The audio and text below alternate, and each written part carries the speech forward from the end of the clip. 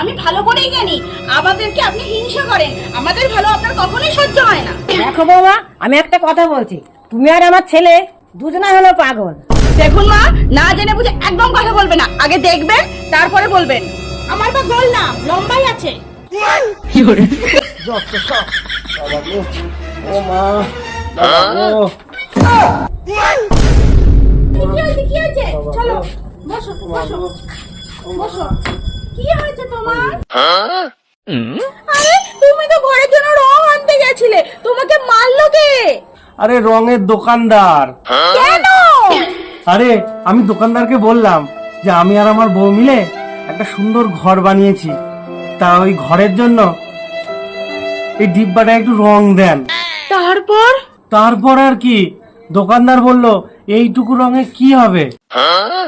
তখন আমি বললাম এই যে আমাদের ঘরটাই তো ছোট।